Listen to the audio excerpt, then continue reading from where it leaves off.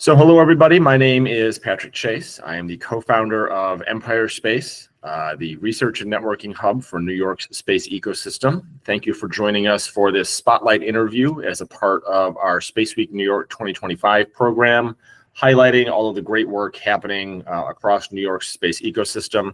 Today, we are joined by Grant Blaisdell, one of the multiple generations of founders at play at Copernic Space. They work on democratizing access to space through digital assets. So thank you very much, Grant, for joining us. Go ahead and tell the audience a little bit about yourself and what you do. Well, first off, thanks for having me, and I want to congratulate you, Evan, the whole team for what you've been building consistently over years now at Empire Space. I also want to congratulate you guys as partners and friends and participants in our Moon Mission 1. As a quick intro, once again, I'm Grant Blaisdell. I'm CEO and co-founder of Copernic Space. We're the pioneering and platform and marketplace that's enabling new people and new models for investments into space and creating a new marketplace and models to commercialize what we call real-world space assets.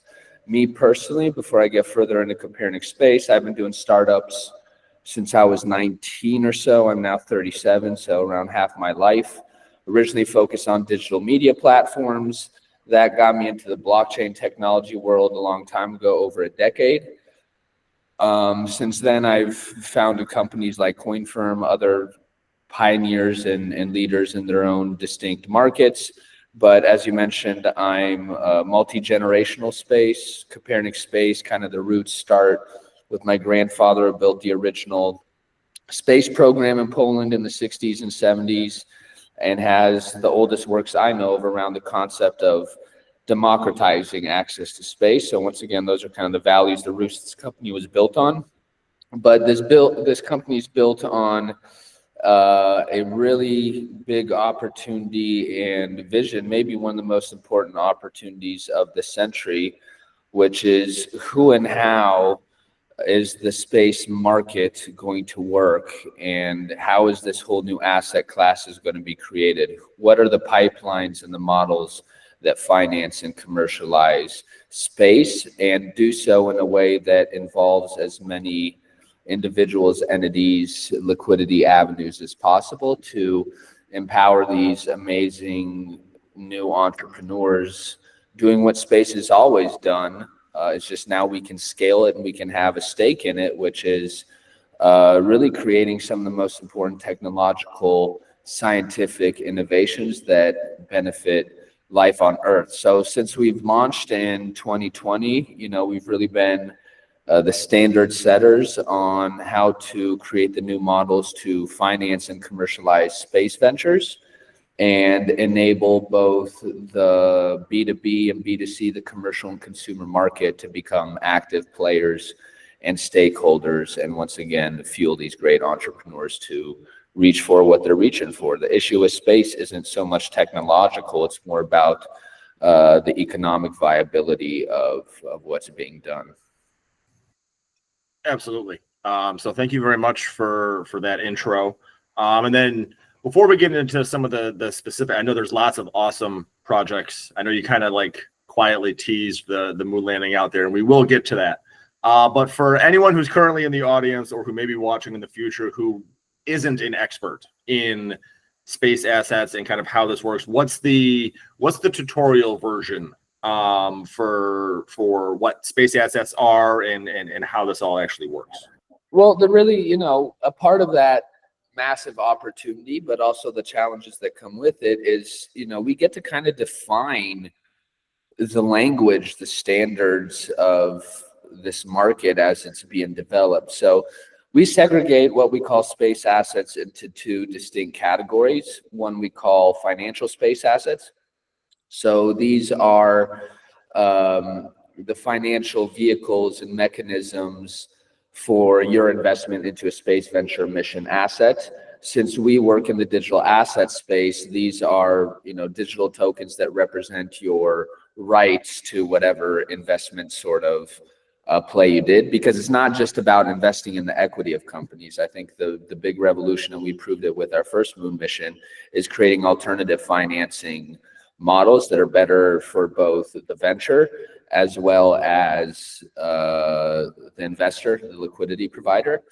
The other half of space assets are what we call real world space assets. So these are tangible, unique ownership, utility assets, whether that's payload space, the payloads themselves, satellite data is an example of one. Computation power in space is a case that we'll talk about hopefully a little bit in this interview that we're doing later this year. So these are the assets that have tangible, unique value and utility. And we provide the models, the marketplace that connects the capability to invest and have financial space assets, utilize that liquidity to then launch real world space assets, and then have a marketplace to commercialize the real world space assets in a much broader and more scalable sense than is happening today. Awesome. Thank you very much for that overview for those who might not be fluent in the space. So I guess we did tease it. We should probably address it. Tell us about the moon mission. Just tell us about how that went, how that came to be. Engaging the partners along the way. Empire Space was honored and humbled to be able to join you on that journey. So I know that's kind of the most recent capstone. So I guess just tell us about that. Yeah, well, that was 2 years in the making. When we first came out and started communicating our vision, we wanted to initially focus on the financial space assets and the data side of real world space assets, so the imagery, all this great data being generated by space. But the market spoke to us. So actually, some of the first things we started to do was working with moon mission related companies, projects. And as you talk to me more, you'll hear me use this word, keep hearing the word standard over and over again, because we realize at this early stage of this market and building out, a marketplace, the models to finance, to commercialize space assets, that we have to create a standard for certain types of assets. So then once that's a standard, it's a lot more scalable. It's a lot more horizontal, moving across the market and breaking down kind of that segmentation of it. So we started working on moon missions, and at some point, maybe the best executive decision I've made as CEO at the company, I said, okay, well, let's kind of do this ourselves, and we can knock out two birds with one stone and prove two standards. So what we chose to do was say, okay, let's show a new way to finance a moon mission. So I didn't put this on platform. I did this off platform, but the model still worked the same, which is we opened up the opportunity to individual investors, right? I didn't go and use equity liquidity from VCs, et cetera. I didn't use revenue liquidity. I went to a group of individual investors. I said, okay, this is what we're going to do. Here's how we're going to commercialize it. And here's your rights to future revenue this mission generates on the basis of the liquidity you provide. Okay. So then I took that, acquired the payload, and then proved a new model on how to commercialize access to payloads and create a standard that we call the digital payload standard. So we've done physical stuff before. We foresaw that digital space capacity that transforms into computation capacity, right, which we'll get into later, is going to be an even bigger and more scalable in-demand thing than physical payloads, as we call them. So we fractionalized this big asset so that anyone from businesses all the way down to individuals, philanthropic organizations even. I know we have some moon mission participants, from the artists, creative side, who are in the meeting right now, actually. So we generated revenue around who and what's going up. Investors are already 3x on that. So in a matter of 4 months, we were able to take an investment into space and 3x it for an investor, which is, if you're doing anything around space, it's a pretty revolutionary, very important bottleneck to be broken. And now we're entering into the second stage of the sale, which is this payload was within LifeShip's capsule inside Firefly's lander. The first successful private, commercial lunar landing. So that's now on the lunar surface. And right now we're going through the process of onboarding all the moon mission participants, verifying and tokenizing their assets that are on the moon into real world space assets, according to that standard that we built. And we can nerd out and dive deep into how that standard technically works if you want. And then we enable them to not just have verified ownership of an asset on the lunar surface, but we provide them a marketplace to trade ownership rights, any attached utilities that they want to add to ownership of that asset on our marketplace. So we created this circular, sustainable model to finance, commercialize, reward investors, and engage a newer segment of the commercial market, and create models that are much more beneficial and scalable for the space ventures themselves. So with this moon mission, it was like, our first attempt at proving something in that sort of manner, and doing so in a big and historic way. And once again, creating a standard that we see servicing this market for decades to come. Now we're in the process of doing more of these sort of things across varieties of space assets. And we're going to be investing into making that more scalable, for space ventures as well as ourselves, because obviously there's a lucrative opportunity when the market is still young like this to kind of prove things yourself. Awesome. Thank you for that. Thank you again for allowing us to participate. It really, that mission was historic for all of the top line reasons, but it was really historic a couple of other ways as well. And you brought it up, and before we move on to the other parts of the conversation, tell us more about this standardization, and kind of what you mean by that, how and how the market is evolving or not evolving towards these standards. Yeah. So, for example, like the financial space asset, that's one of the models we want to implement as a standard for how you can fund a space venture that has potential viable business. So apply that same model. It doesn't have to be a moon mission. It can be, a satellite mission, which we'll have our first one at the end of this year. It can be all types of, space ventures. When it comes to like the real world space asset, when I say like physical payload standard, digital payload standard, what we've done there is, so we utilize tokenization NFTs in really the way that, I've always seen it will be used and implemented in impactful and in mass ways in markets, so take the payload space, right? Payload space exists. There's an owner of it. In this case, let's say we're the owner of the payload. We tokenize that, attach whatever certificates we have to it, etc. The payload space, let's say, is 100 kilos. We then set the parameters on how we want to sell that, and we list that on the marketplace. We don't even have to put the price publicly. We have something called a deal where people can go back and forth with the companies and negotiate. But point is that you take an asset, you list it, and on the basis of how much of that asset people buy, it tears off that piece, creates another asset that represents the payload itself, and it ties it to the original one. So you have provenance. You can always tell the origination of assets. And because of how we utilize NFTs, not just using the latest like smart contract standards, but we're actually kind of developing standards that didn't exist even in the smart contract world, like separate the space world, the smart contract world, the crypto world, to where we embed the certifications within the asset. So, there has to be some sort of standard or system to make these assets verifiable in some sort of manner, so it doesn't become, some crazy Wild West where there's loads of scammy stuff going on. And the other thing is that, so on the back of that trust, you can build a model that's once again scalable. The business processes that exist in space today are not scalable at all. They're extremely archaic. And space, although is unique, is not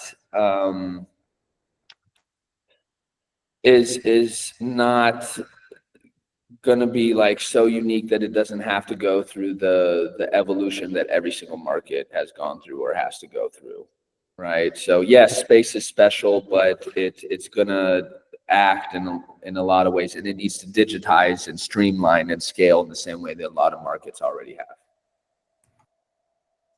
Interesting. No, that makes a lot of sense, and I think this is actually a natural segue to some of the other parts of Copernic Space we want to kind of dig into, but like the space asset exchange is a key part of what you do. You want to illuminate us on that a little bit? Well, that's more of us playing around with linguistics and semantics. Once again, you get to, because we're doing something that is new and transformative. I don't think like in reality we're reinventing the wheel and some crazy stuff. These models kind of exist in various forms, but we're testing out language as well. What do people feel when they hear marketplace? What do people feel when they hear exchange? When they hear exchange, they think a lot more assets, trading, value, profit, right? Those are kind of more of the things that you think of with an exchange. With a marketplace, you think more of like an Amazon experience, So we're kind of colliding those two worlds, these worlds of digital asset commerce and DeFi, so decentralized finance, what I call SpaceFi. Right. Once again, we get to make up the terms and things around this. So with the exchange, and we're actually onboarding people who have, built full out regulated exchanges, successfully sold them, et cetera, onto the team, because, and this is why I think New York has a big place in space here soon. The faster that we succeed, the faster I think it'll play a bigger role, is to actually turn this into, one of the largest, most valuable asset classes ever that have loads of secondary market liquidity and activity, like an exchange of most asset classes do at this point in time in the digital economy. Once again, I see no reason why space should operate much differently. And that makes sense in a lot of ways, and I guess that kind of also ties into my next question. But the benefits you receive from having a presence in New York, I know that you're globe-trotting in most of your efforts. It's always fun to see which country you're going to be taking a meeting from whenever we call. But so you have a presence in New York, and you just kind of alluded to it. But what are the benefits to, especially your specific type of work, from having a presence in New York? Well, our biggest challenge and curve is communication education, right? It's not whether what we're doing is viable or needs to be done in the space economy. So because I view, New York's the financial capital of the world, because I take this asset class so seriously, I'm kind of pre-investing into the vision of what I see the space market being. So a lot of me being in New York is educating, let's say, that side of the market on what space actually is, because I say this about myself, like, I'm not smart enough to build and launch the rockets. I'm just smart enough and just dumb enough to like get the macroeconomic things. And the genius guys that build the rockets usually are not the most adept communicators of kind of this business end of things and the financial modeling and the commercialization of it. So we kind of take it on ourselves, and we've been doing this for years into kind of creating that education.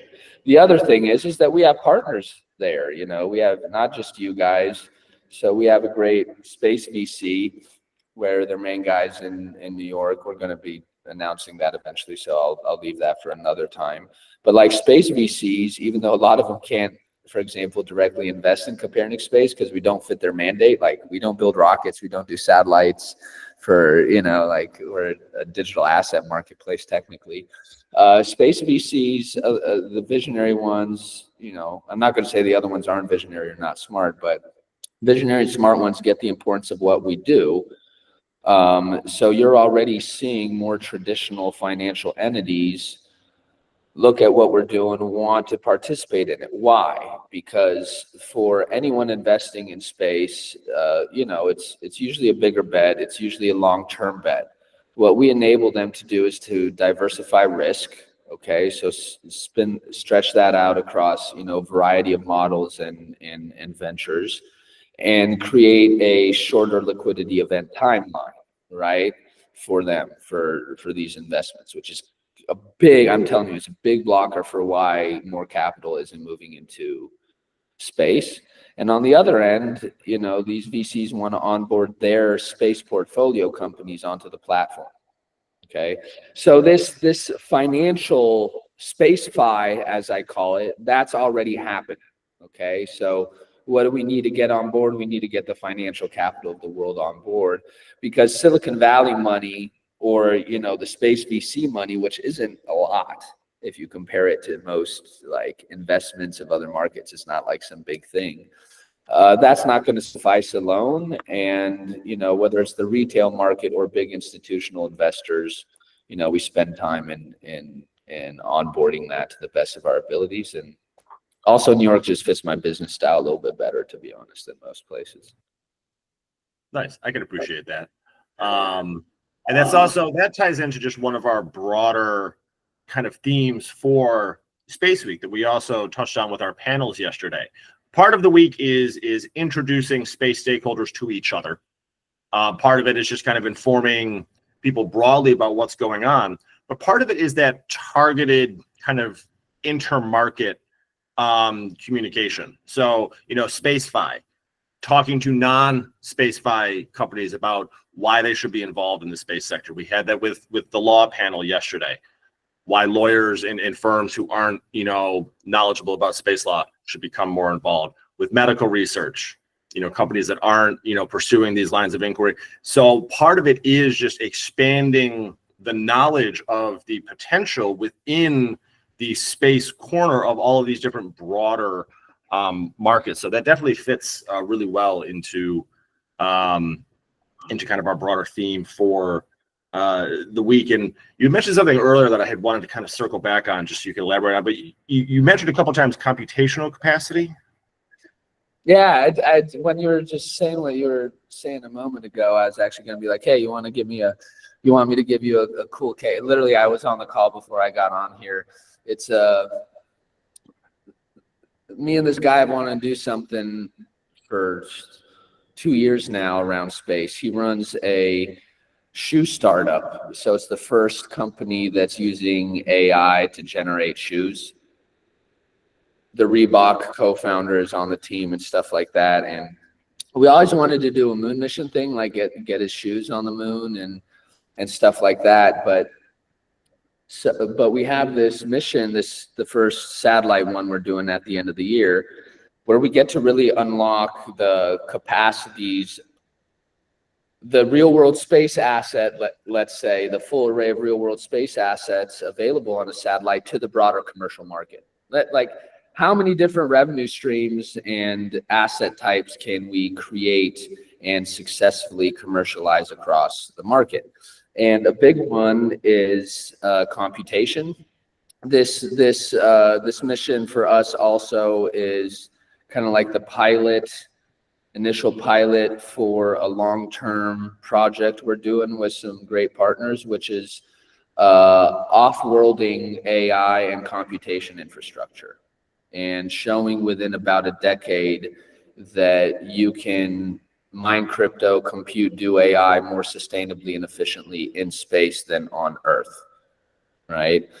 So a lot of the smarter guys who are either leaving crypto, or like Robinhood's co-founder just created a startup about collecting and beaming energy down from space. So my point is that a lot of the energy technical infrastructure that's really laborious and heavy for Earth is going to be off-worlded. But back to the computation case. In his case, what we plan on doing is using the chips, the computation power on the satellite to generate an AI shoe in space, beam it down, and produce it on Earth. Right. And this, listen, like, whether you think this has some sort of big long-term utility or value is secondary. It's about creating, the models and creating the new commercial base for space. So it's not just space to space or a couple major corporations and governments to space, that space is an actual commercial market. But we're also going to be launching AI agents on it. We're, giving people access to, blockchain nodes. We're going to be doing lots of different things on this mission. And when we do that, you have successfully created a standard that you can then scale on further in the market and apply to different missions, et cetera. You don't have to reinvent the wheel every time. So we want, within a couple years, that we've created standards across a certain base to where we're covering the majority of the needs of the market. Okay, that's really cool. That makes a lot of sense. And as you were talking, I had two other tie-ins to conversations we've already had. The spotlight we had before this was Melogen Labs, which is developing advanced radiation shielding, because so many newer satellites, things that you're talking about, AI in space, data centers require much more rigid protection from radiation environments. And there was another tie-in to another company that was on our space medicine panel yesterday, which was Heligen, which launches mini biolabs into orbit and turns them back to Earth. So demonstrating the evolution of that market, developing things in space, returning them to Earth for benefit here, and the complexity of those platforms. So it's really interesting to see how all these different conversations kind of touch on each other when you let them go for long enough. Yeah. So on this, we're partnered. We'll announce what satellite platform it is soon, but we partner with Orbit's Edge around the hardware, the radiation shielding, those sort of aspects. Because like to the computation case, it's like, okay, well, I think Ireland is spending 25% of its grid right now is just going to data centers. And we're just scratching the surface of that sort of thing. And what is that energy mainly being used for? Mainly for cooling. Okay, so space is a pretty natural cooling environment. We're even talking, you put the chips on certain parts of it so that it's most, facing to the coolest part. And then, the energy source is solar was created for space. It works in space. It doesn't really work on Earth as well. So, and Rolls-Royce is doing the micro nuclear reactors. So once again, the question isn't technology. The question is can we create, the economic models to make this viable? Even if NASA's budget ballooned from 20 to 40 billion, it's like that's, those are peanuts in the startup world, So the real change, the real liquidity will come through the broader market. Once again, we just need to create the models and the interface that connects them with that, and then have pretty damn good communication and marketing to that market. But that's another reason why, like, we don't only use crypto and blockchain as the economic infrastructure and tokenization as these vehicles for the assets. But the crypto market itself is a very unique user base with a very unique approach towards liquidity and investment and strong vision. And that's why you see some of the biggest new investors in space. Vast is Jed McCaleb, who comes out of Ripple and Stellar originally. I mentioned the guy from Robinhood. So a lot of the guys who have made their money in that digital asset space inherently, are very well tied to space. So we know that what we're doing.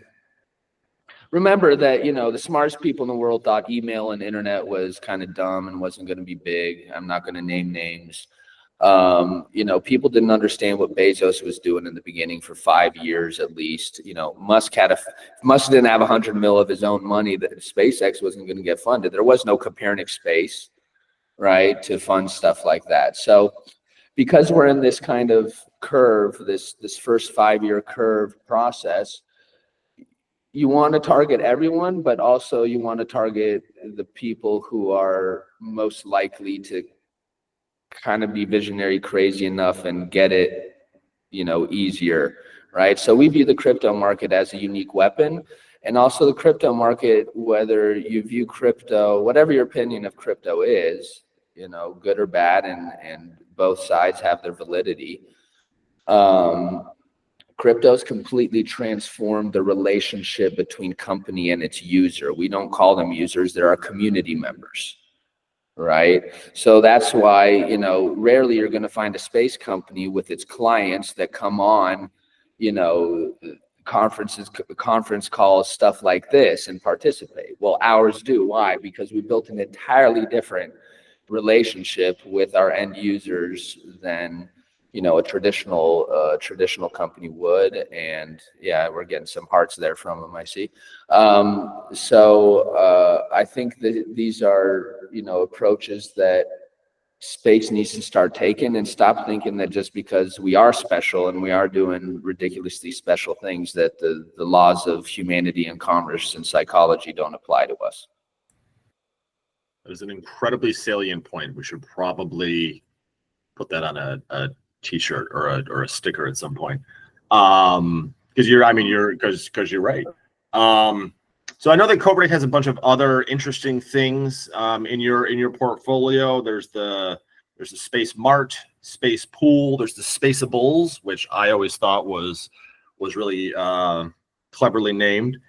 So I guess just tell us what else is in the full spectrum of what Copernic is up to. Yeah, well, pretty much that's what you're going to get are those 3 applications, marketplaces across a singular platform. Space Mart is for real world space assets. Space Pool is for the financial space assets, the SpaceFi element. And Spaceables is our marketplace for the culture of space. It was actually the first thing we really launched.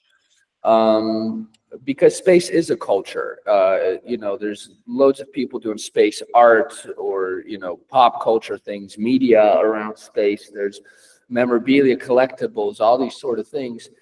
And, not everyone is able to whether it's emotionally or whatever, handle at first being like, hey, buy real world space assets, all this sort. It's a bit much sometimes for people right away. So we utilize Spaceables also as a Trojan horse, kind of to emotionally onboard people onto the platform, into space, so to say, and then transition them across, educate and transition them across the opportunities in the real world space asset and eventually financial space asset realm, and, turn them into real players and stakeholders in the space economy.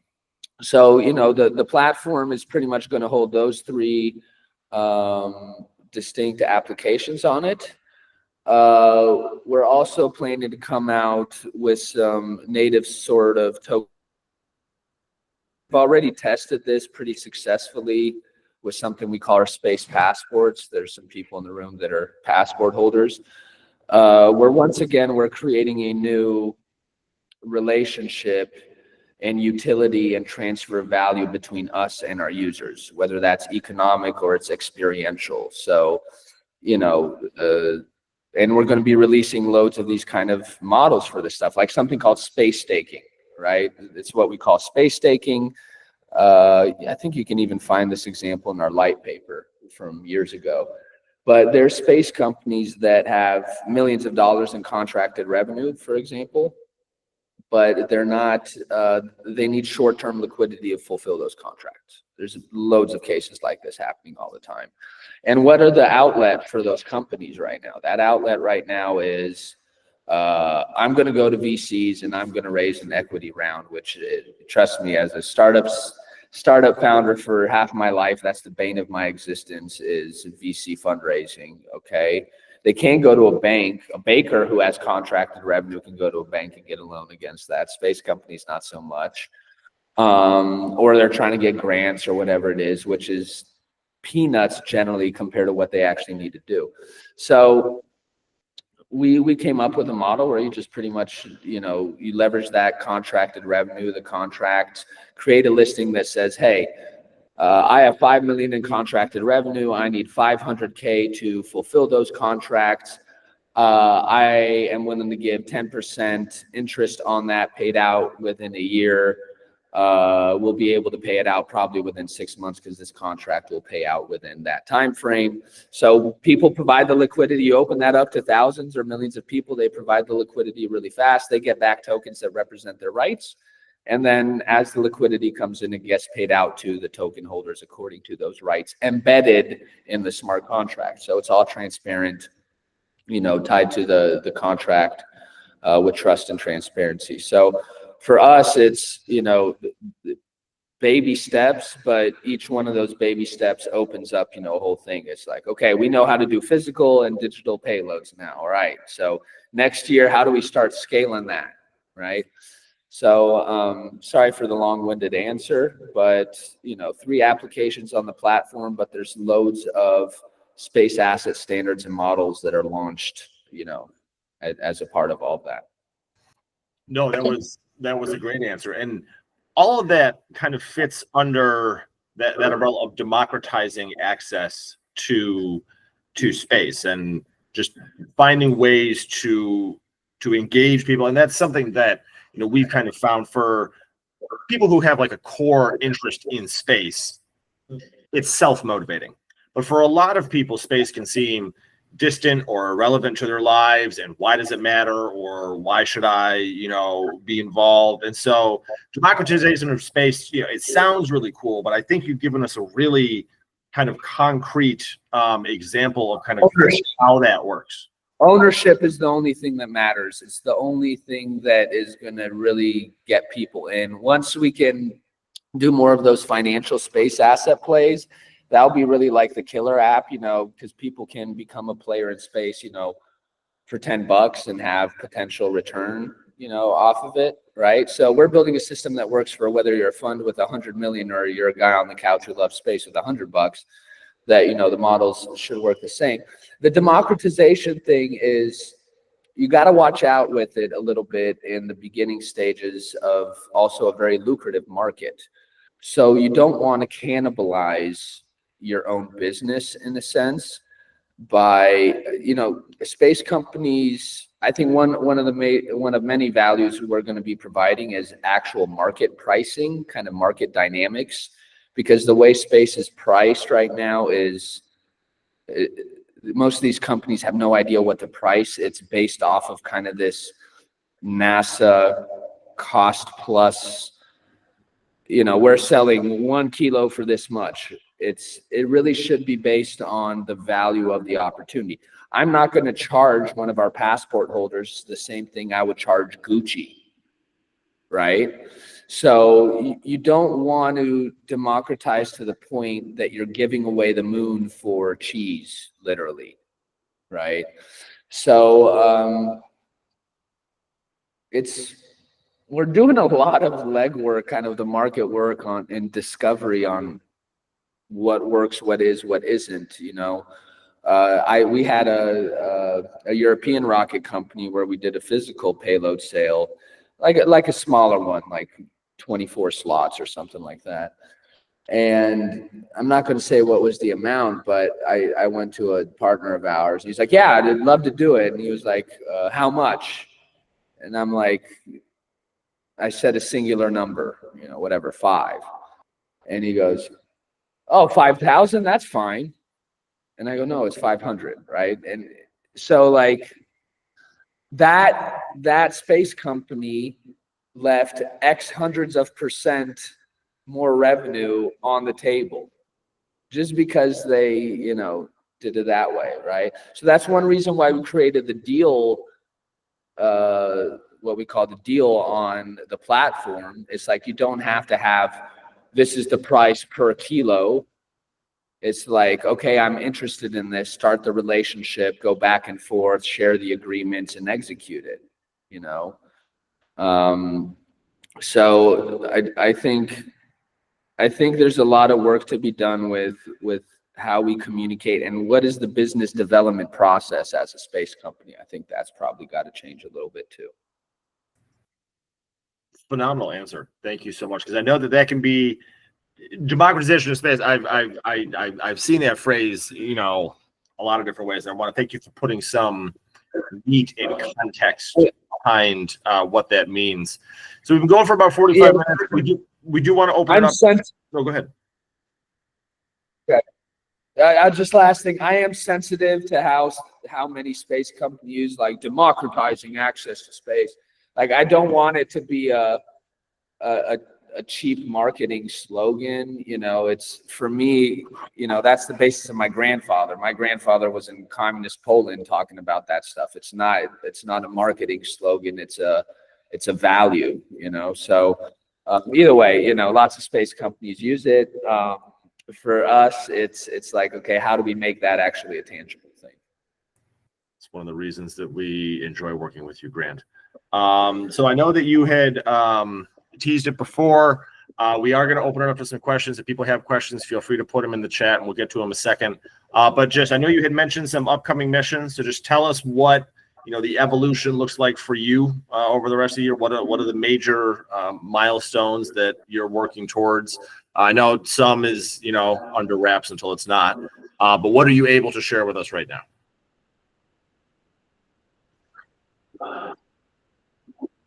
Yeah, so actually one reason I wasn't able to be with you guys physically is because I was flying around delivering physical payloads for an upcoming moon mission. I'm not going to put this on the platform. It's kind of just dedicated to partners and passport holders, but we have some more moon mission assets coming up with some physical elements. So, always happy to talk to people about that. We have that satellite mission coming up also in Q4. Both of those are set for launches in Q4. We have 2 reusable rocket providers, one in the United States. It's one of the few licensed ones, and another one in Europe, where we're going to open up, we're going to spacify Earth assets. So think of luxury watches, send 100 of them up in space, bring them back down, verify it, tokenize it. You objectively took a $10,000 watch, turned it into whatever, a $100,000, $1 million watch. So we're going to be doing a lot more of these kind of cool tests. So we have rockets coming up, satellites coming up, more moon missions coming up. We're working with SpaceBit on like a really big sort of moon mission, like commercialized full thing, hardware, digital payload, any sort of computation, pictures, all this sort of stuff.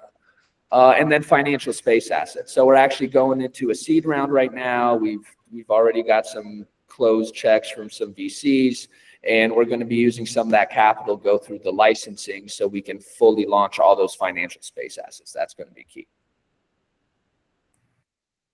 Excellent. Well, we will definitely keep our eye out for those upcoming launches. This is another opportunity for us to say thank you on behalf of Empire Space for allowing us to participate and send a digital version of our census to the moon. That definitely was a highlight for the work that we've done, and we know that it resonated with a lot of the stakeholders that we've been able to mention that too. I did just put links to LinkedIn profile and Copernic Space website.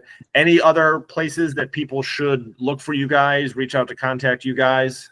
Yeah, if we do Twitter Spaces multiple times a week, so follow us on X. I still call it Twitter. I'll never call it X. So follow us on there. If you're one of these Discord types, we did a Discord community. Like, once again, we try to make ourselves very transparent, very accessible as executives and founders in a company like this. And once again, that's a different approach towards how you deal with your user, your customer, etc., and build a different level of relationship, trust, and long-term, long-tail value between each other. Awesome. Well, thank you very much for sharing that. And I know that you had mentioned a lot of that education and networking. So we'll follow up at some point in the summer if there's a dedicated event or something we can pull together. That sounds like that would be a lot of fun. I'd love to do it. Sorry, I'm not there in person. I'm sure I would have benefited a lot. I'm running on fumes sometimes, guys, to be honest. But no, I understand. Thank you for the opportunity once again, and thank you for everybody listening. If you want to learn more, once again, half of our job is communication education, so don't hesitate to reach out. And if you want to get involved, we're one of the few space companies where I think that's very easy to actually get involved tangibly in. So appreciate it, guys. Yeah, unless there's any final questions from the audience, or Grant, if you had any final thoughts that you wanted to share with us.